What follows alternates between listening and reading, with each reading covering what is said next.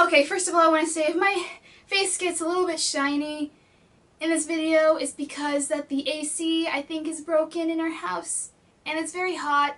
Plus, I have these special lights here, and they also produce heat, so it is very, very hot in this room right now. So, just a heads up.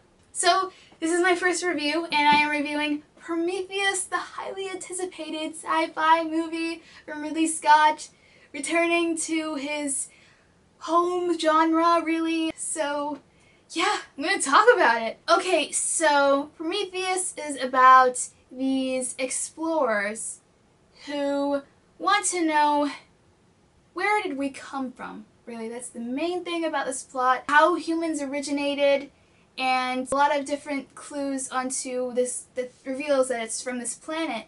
So, obviously, they go to this planet, and what they find there is not good, and we have Prometheus. Okay, so when I heard that Ridley Scott was directing this, and that it's tie-in to Alien, I was really excited. I wasn't the biggest Alien fan, you know, over the years. Of course, I was not there when it actually was in theaters, but it's always been a part of my childhood. In a bad way, you know, I was deadly scared. I think everyone was really scared of the xenomorph. So I really kind of avoided watching Alien and Aliens. I don't really count the other Alien movies after that, because those two I think are the only good ones. So anyway, although, you know, I'm not the biggest Alien fan, I was really excited for this. I absolutely love Blade Runner, and he does really good sci-fi films, basically.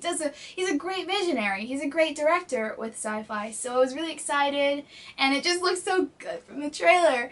And I had really high expectations for this, but I didn't have expectations that were like, oh my god, this is gonna be, I expect this to be nothing less than brilliant and the best movie ever made. You know, I didn't have that expectation. I had an expectation that I was going to go in seeing a good sci-fi movie with good acting, good direction, good visuals, and that's what I got. I got a good movie with that. Now, a lot of you are wondering, is this an Alien prequel?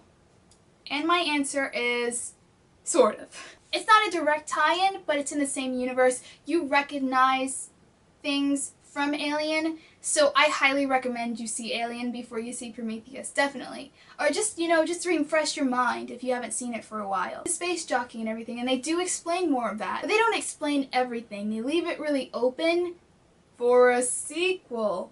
I see what they're trying to do here. I'm not, against that at all. I really do want to see a sequel, and I did like this movie a lot. Just don't go in with expectations that this is just going to be an absolutely fantastic, brilliant, the best sci-fi film ever type, you know, feeling. Ridley Scott, you know, directed great. The acting is just fantastic. I really liked Noomi Rapace. She was a really strong female character. Michael Fassbender was unbelievable as David the android, but there were a lot of things that are not new, that I've seen before. They played a lot of same beats as Alien did in a way, but it's a standalone film that you kind of have to watch Alien to get a few things.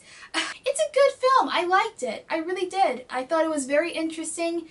It's really, when I'm thinking about it, I really want questions answered. I really do want to have a discussion about this movie, whether it's online with friends, anything. It's definitely a discussion type movie. And I do want to say a lot of things in this review, but they obviously entail spoilers, so I'm not going to get into them. But although I really did like the film, the visuals, you know, first, before I get into bad things, the visuals are just absolutely astounding in this film. So beautiful.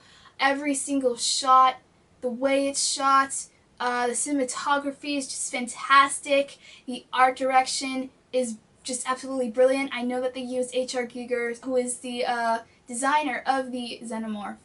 And all of the alien creatures you see in the first Alien is from him. And I know that they tried to use a lot of his different art, and they couldn't fit it all into Alien, and they put it in Prometheus. I'm so glad they did. It just absolutely fantastic, and I hope that this gets an Oscar nomination for Best Art Direction Cinematography. It's just absolutely fantastic. This wow. The music score is really good. I have a little problem with it. I thought it was a little bit too Star Trek-ish. I mean, Star Trek is sci-fi too, but every time I heard this one tune, it reminded me so much of The Next Generation. A lot of the music was kind of like all uplifting at a time when it really wasn't. It was really the opposite of uplifting. So music timing is not all that good in this movie. It's not annoying at all. You really probably wouldn't notice it. I just noticed that some scenes should have a different tone in music than how it was. Okay, now really the only thing I have a really bad thing about this movie is the screenplay. The character development's good, but you only remember a couple of characters, really. I remember Idris Elba's character, which I really liked him, Noomi Rapace, and I remember Michael Fassbender, but that's about it. And I know you're probably thinking, well, what about Charlize Theron? I only remember her character because Charlize Theron played that character. She's not a really memorable character at all in this film, at all, and she's not even all that much interesting. She was okay, you know, it wasn't anything special. Logan Marchall-Green, who played Elizabeth Shaw's husband, Charlie Holloway, that's his name. He looks so much like Tom Hardy. I was like, is that Tom Hardy?